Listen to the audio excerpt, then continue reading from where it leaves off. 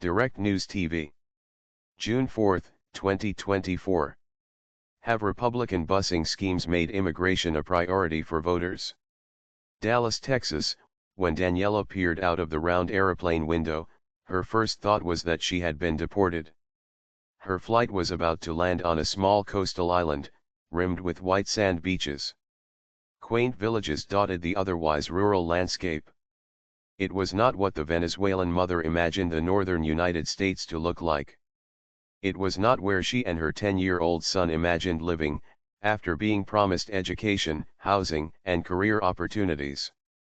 Her story and that of the roughly 50 other migrants she traveled with would become national news, as part of a growing trend, Republican governors transporting migrants and asylum seekers north, in an effort to shift the pressures of immigration to Democrat-led areas.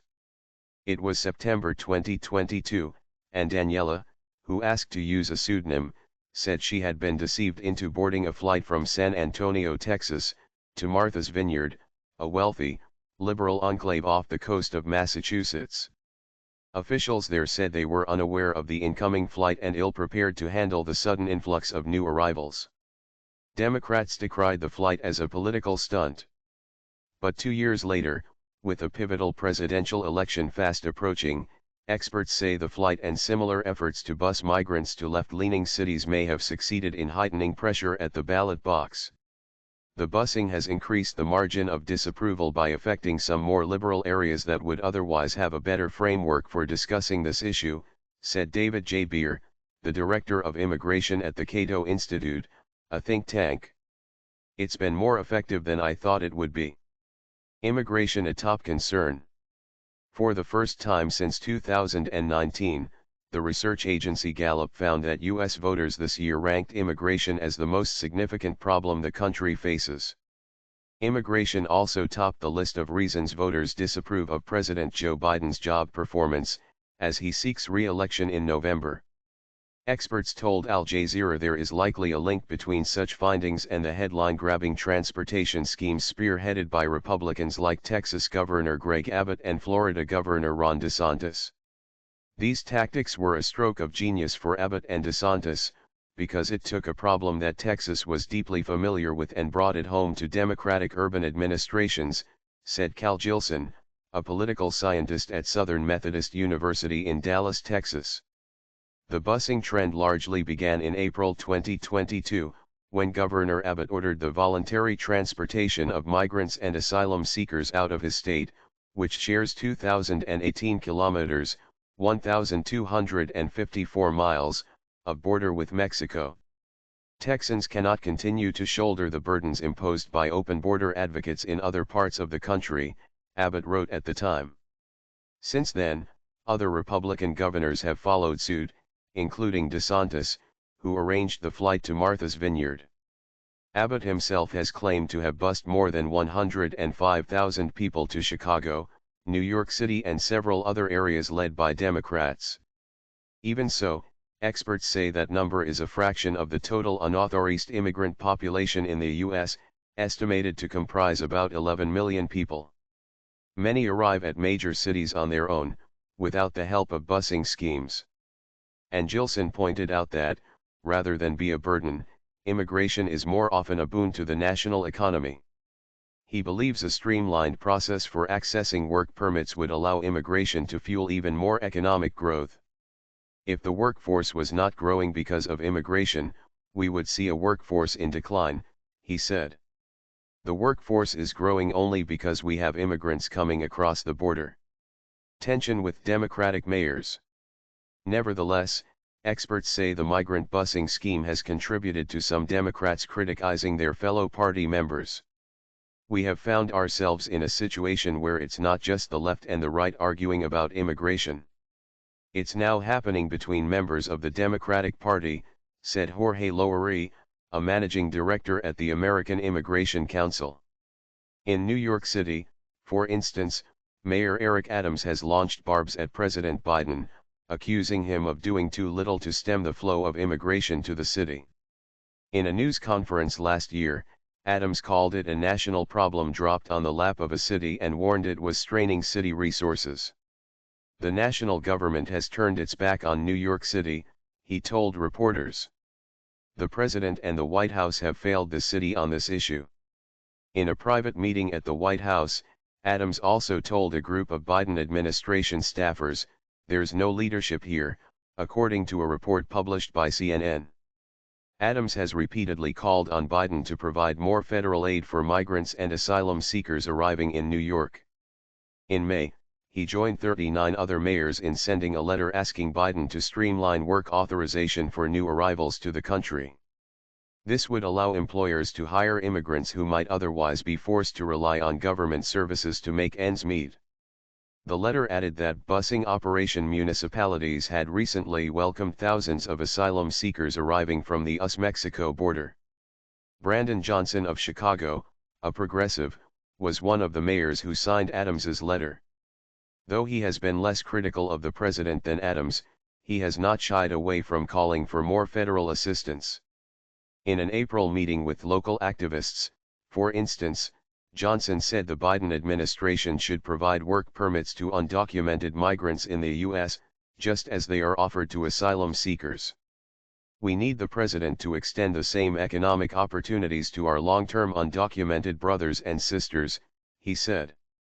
Johnson has also criticized Governor Abbott directly, as flights and busloads of migrants continue to arrive from Texas. "It's certainly not acceptable for the governor to continue to send people to the city of Chicago," Johnson said during a January snowstorm. Illinois Governor J.B. Pritzker, meanwhile, denounced Abbott for his callousness in an open letter, asking him to prevent additional deaths by halting the midwinter transports. Abbott claims he has sent more than 33,000 migrants to Chicago so far. Democratic officials expect that number to rise as the party holds its national convention in the city in August and as Republicans seek to embarrass Biden during the event. "We're hoping that with the city's help, with the state's help, that we will have a plan in place so that it doesn't feel like it's just, okay, we've got a bunch of buses coming in," Democratic National Convention Chair Mignon Moore told the Chicago Tribune in April. A bipartisan issue. Julia Gillette, an associate director at the Migration Policy Institute, told Al Jazeera that, while Republicans often blame Democrats for high levels of migration at the border, any president would be inundated. During the last fiscal year, for instance, the U.S. government documented a record of 2,475,669 people traveling irregularly across the US-Mexico border. Gillette said one of the underlying issues is that the nature of immigration to the U.S. has been changing in recent decades. In the late 1990s and early 2000s, Gillette explained that the vast majority of migrants and asylum seekers were from Mexico, and many of them had families nearby to lean on for support. Now, factors like political strife, violence, global warming and poverty have led to an increase in migration from other countries like Venezuela, Colombia, and Peru. Many arrivals also do not have existing family structures in the U.S. to help them, making them more likely to rely on government services upon their arrival. Some officials have also expressed concern that the rise in migration and the lack of support and housing resources in general have worsened the housing crisis in some parts of the country.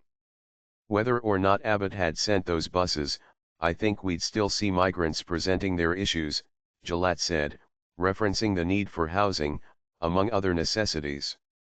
"We're seeing a lot more needs being presented at the border because of the lack of family structures and the rising instability in their home countries."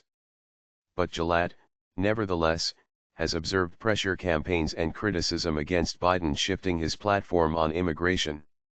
When Biden ran for the presidency in 2020, he pledged to usher in an end to the heavy-handed immigration policies of his predecessor, former President Donald Trump.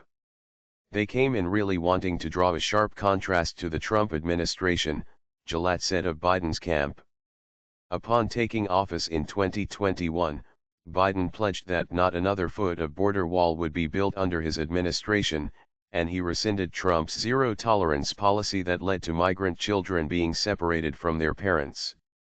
He also signed an executive order to nix the so-called Muslim ban, a Trump-era policy that barred travelers from 7 Muslim-majority countries from entering the U.S.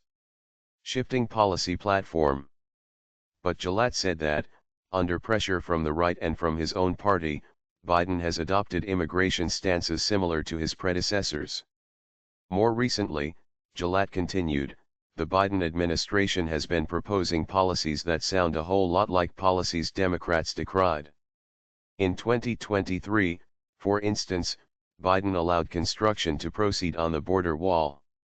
And that same year, he issued a rule about asylum eligibility that critics say echoed Trump's. Similar to Trump's Safe Third Country Agreement, the rule barred asylum seekers from applying in the U.S. if they passed through another country first that they could have applied in. The rule also made migrants ineligible for asylum unless they entered the U.S. at an official border crossing. But experts have pointed out that migrants and asylum seekers often flee desperate circumstances, influencing where they pursue refuge and how they might arrive at the border. Many times, they are also at the mercy of smugglers who instruct them how, when, and where to cross into the U.S. In a press release at the time, Krish Omaravunarajah, the president of the Lutheran Immigration and Refugee Service, drew a direct line between the Biden administration's rule and Trump's. This rule reaches into the dustbin of history to reinstitute one of the most harmful and illegal anti-asylum policies of the Trump administration, he wrote. The president has also said repeatedly that he was pursuing emergency authority to shut down the border if crossings reach a certain level, echoing language used by Trump. On Tuesday, Biden followed through with that plan, signing an executive order that allows him to turn away migrants and asylum seekers if the weekly average for crossings hits 2,500 per day. Some experts believe these steps are an attempt to appeal to moderates in the lead-up to the 2024 election. Lowery, from the American Immigration Council, added that Biden is feeling increased pressure to address immigration because of highly publicized efforts like the busing initiative. It's certainly fair to say the busing tactics have had a profound impact on Biden's rhetoric and policy, Lowery said. He added that left-leaning leaders have struggled to wrap their minds around immigration because they are dealing with it on an unprecedented scale. But they are trying. Denver, for instance, is one of the Democrat-led cities where Texas has bused thousands of migrants. Until recently, migrants in the city could only stay at local shelters for days or weeks at a time. But under a new program unveiled in April, the city will offer 6 months of rental assistance, training for work certification, and free computers and phones, as well as support for asylum applications. Contrast that with what's happening in Texas, Lowery said, where they're shifting people under shadow of night. A legal backlash.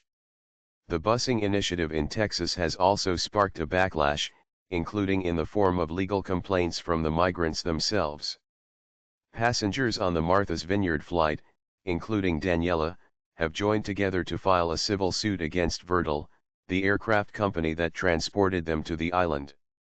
In a statement through her lawyers, Daniela described how she was approached in Texas by a Spanish-speaking woman who convinced her to join the flight. Our clients were wandering the streets of San Antonio without food, and a recruiter approached them with an offer to stay in a hotel until getting on a plane to a sanctuary city, said Miriam Albert, one of the lawyers representing Daniela and the other migrants as part of the group Lawyers for Civil Rights. They really trusted her.